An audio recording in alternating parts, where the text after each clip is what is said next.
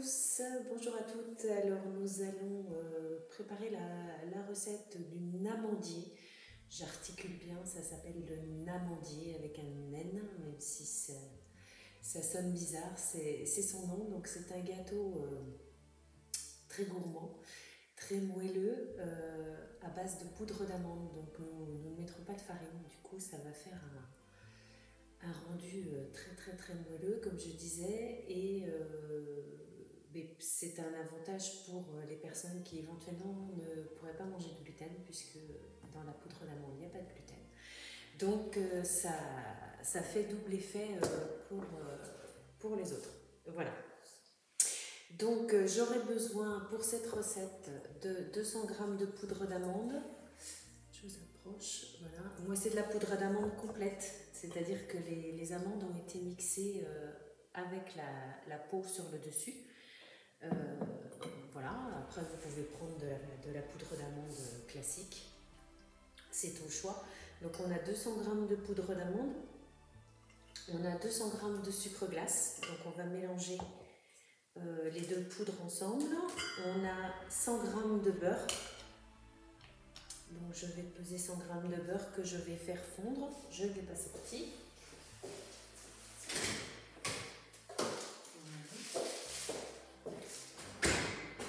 Alors une petite astuce, si vous le souhaitez, vous pouvez utiliser du beurre salé. En pâtisserie, le fait d'utiliser le beurre salé va vous permettre d'avoir un résultat moins sucré, ce qui peut être intéressant pour éviter le goût trop sucré en fait. Et la dose de sel qui est dans le beurre salé permet un juste équilibre. Donc on a dit 100 g. Presque. Donc vous le faites fondre votre beurre soit comme moi à la casserole parce que je n'ai pas de micro-ondes, soit au micro-ondes. Faites bien attention si vous faites au micro-ondes de mettre en puissance assez faible et pas trop longtemps pour éviter de mauvais résultats dans le micro-ondes. Voilà. Je ne vais pas mettre trop fort et trop longtemps non plus sur la plaque. Ok, donc je vais peser mes 200 g de sucre glace avec ma poudre d'amande. Alors pour celles et ceux qui auraient un robot magique, notre Super High Cooking ou un autre, vous pouvez réaliser votre sucre glace vous-même. Moi, j'ai pas pris le temps cette fois-ci, mais je vais bientôt en refaire parce que ça évite d'acheter du sucre glace et ça revient moins cher surtout. Donc 200 g.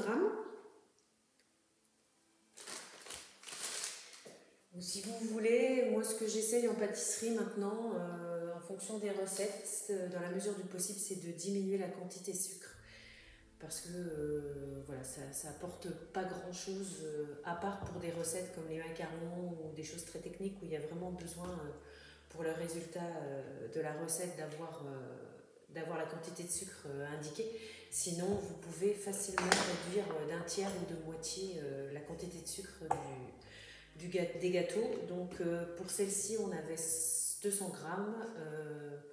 Je pense que vous pouvez effectivement réduire à 150 g largement, sans aucun souci. Alors, ce que je vous conseille de faire après, suivant la poudre d'amande que vous utilisez, vous allez vous retrouver avec des petits morceaux agglomérés, puisque la pâte d'amande est assez grasse et du coup, ça peut faire des petites boules. Donc, vous pouvez, à l'aide d'un fouet ou d'une fourchette ou d'une cuillère magique, je vais vous expliquer dans 2 secondes ce que c'est, mélanger vos deux poudres, donc la poudre d'amande avec le sucre glace, pour bien mélanger et pour enlever les petits paquets de poudre d'amande qui pourraient se retrouver collés au sucre glace. Donc la cuillère magique, je vous la montre un peu, j'aurais dû vous la montrer avant, voilà, j'en mets partout. Pas grave.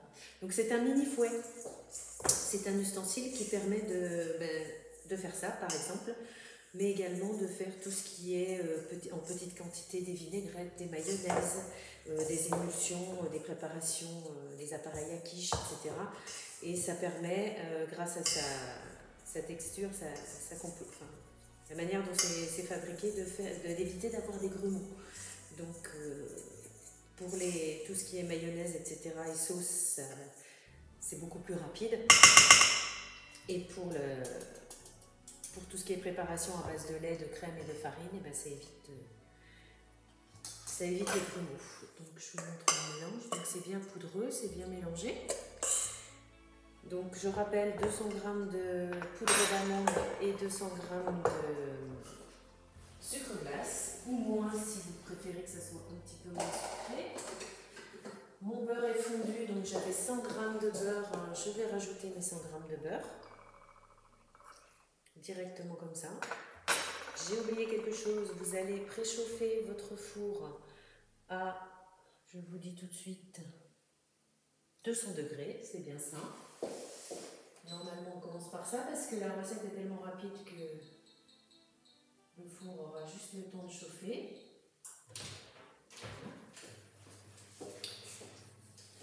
Un autre joujou magique, c'est la spatule double embout. Donc en fait c'est une spatule en silicone assez rigide mais assez souple quand même. Toutes les spatules en silicone chez Guy de Marle sont résistantes aux hautes températures. Donc vous pouvez les utiliser directement dans votre casserole ou dans votre poêle. Ça ne craint pas la chaleur. Et ça ne va pas fondre comme certaines autres spatules qui ne sont pas prévues pour.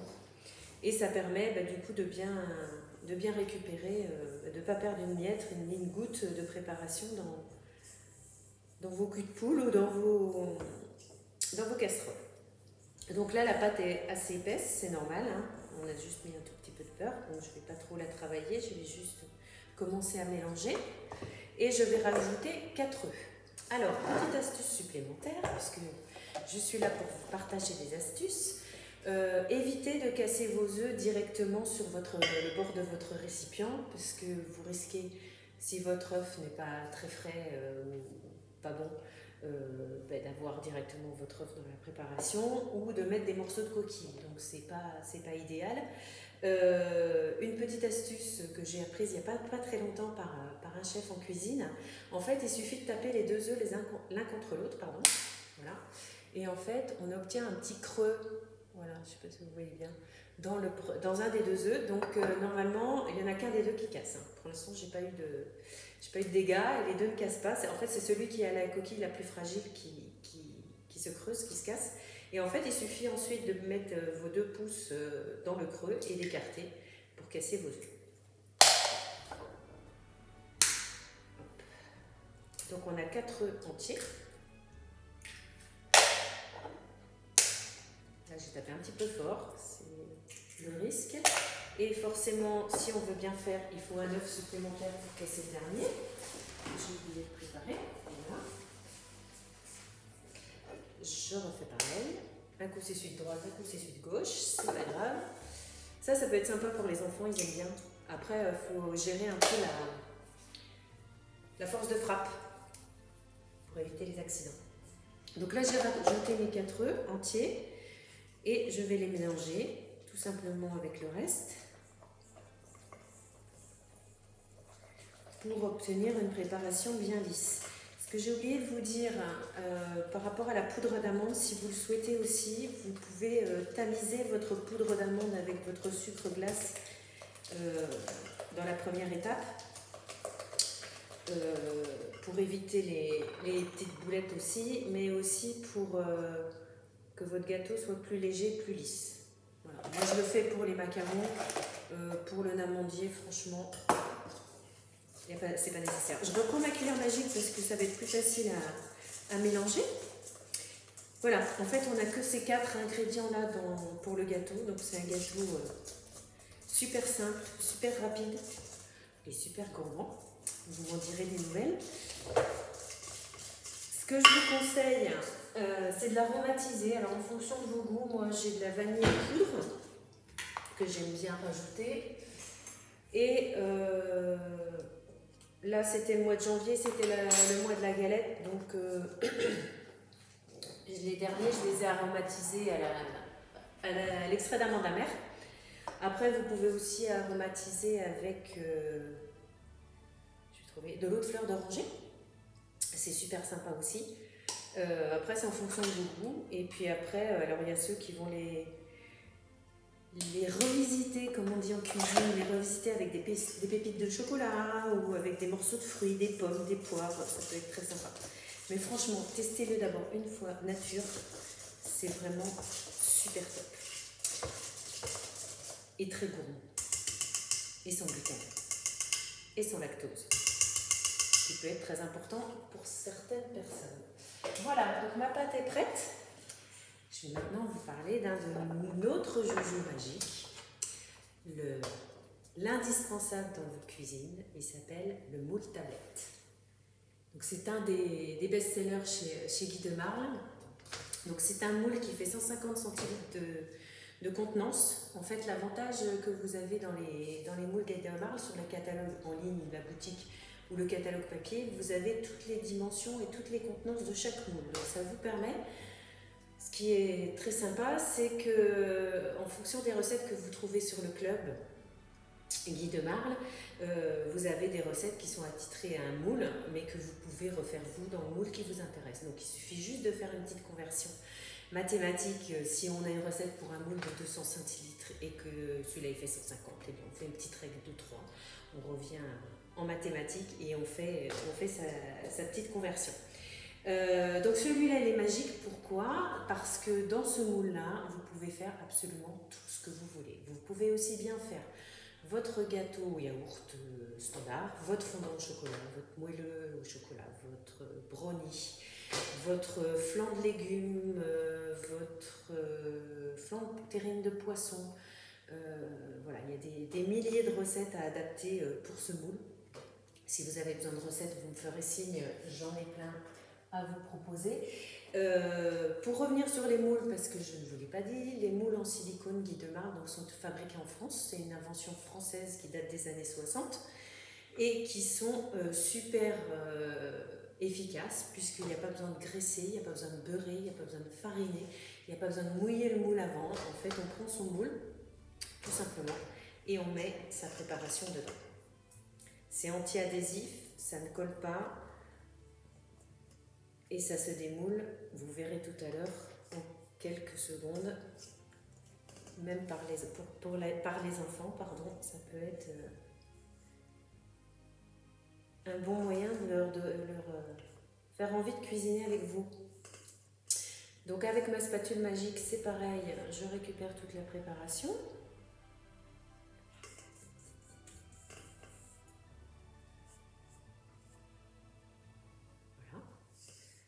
Alors là, le moule n'est pas complètement rempli avec ce qu'on a comme quantité.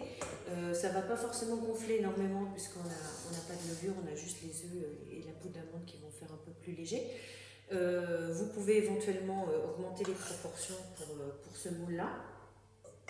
La cuisson avec les moules en silicone est préconisée avec une grille perforée. Donc si vous n'avez pas, contactez-moi. Et si vous avez autrement une grille sur la grille du four, ça peut marcher aussi. Il suffit juste de penser à sortir sa grille avant de chauffer son four et de la poser sous son moule, puisqu'une fois que le moule est rempli, je vous déconseille de vous promener jusqu'à votre four sans grille dessous, sinon accident. Donc là, je vais enfourner à 200 degrés pour, je crois, je vérifie, 25 à 30 minutes, d'accord? Et je reviens vers vous juste après pour le démoulage.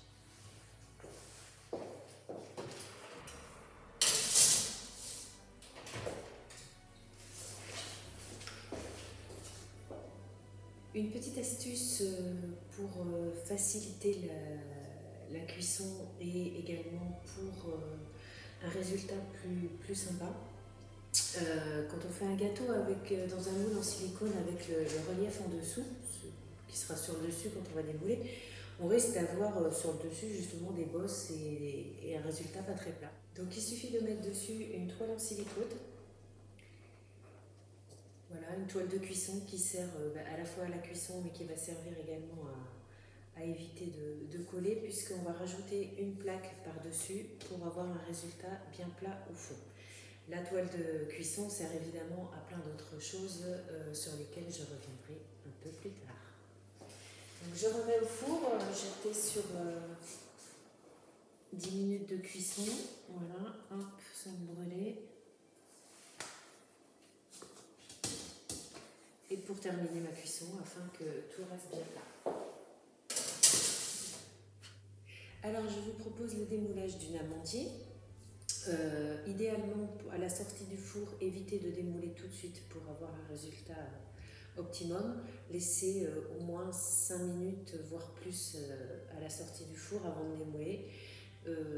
Si vous êtes trop impatient, voilà. Sinon, vous pouvez attendre le complet refroidissement pour démouler. Vous démoulez directement sur votre plat de service, comme ça, pas de vaisselle supplémentaire. Moi, je vais démouler sur mon super plateau en bambou carré qui est au catalogue, donc que vous pouvez choisir si ça vous dit, parce que s'il est pile poil de la taille de mon moule tablette. Donc, je retourne le tout sur mon plat de service et je vais vous montrer. Donc, je décolle bien les 4 côtés. Et je démoule directement. Voilà. Voilà. Alors il y a quelques petites infractuosités. Peut-être qu'il y avait des bulles d'air. C'est pas le plus joli que j'ai fait, mais je vous partagerai une autre photo beaucoup plus jolie. Voilà. Donc vous pouvez le décorer, le laisser comme ça, ou le décorer avec des amandes effilées ou d'autres, du sucre glace ou des choses sympas. Vous pouvez également faire cette recette dans le mini moule tablette que voici. Donc vous avez, au lieu d'un grand carré, vous avez 12. Je vous dis ça c'est pour mon rangement dans mon dressing à moule. Voilà, vous avez 12 petites tablettes. Donc ça permet de faire exactement la même recette, mais en format individuel. Donc ça peut être aussi une autre possibilité très sympa. Donc voilà pour aujourd'hui, je vous dis à bientôt. Alors une petite astuce à laquelle je n'ai pas pensé quand j'ai fait le gâteau, que je fais en général toujours, mais que j'ai zappé cette fois. En fait, une fois que vous avez bien rempli votre moule avec la pâte, il suffit de taper la plaque plusieurs fois sur le plan de travail pour que justement on évite ces petits trous, ces petites bulles d'air qui restent en dessous. Voilà, donc vous aurez l'info et si comme moi vous oubliez, le résultat sera un petit peu moins joli.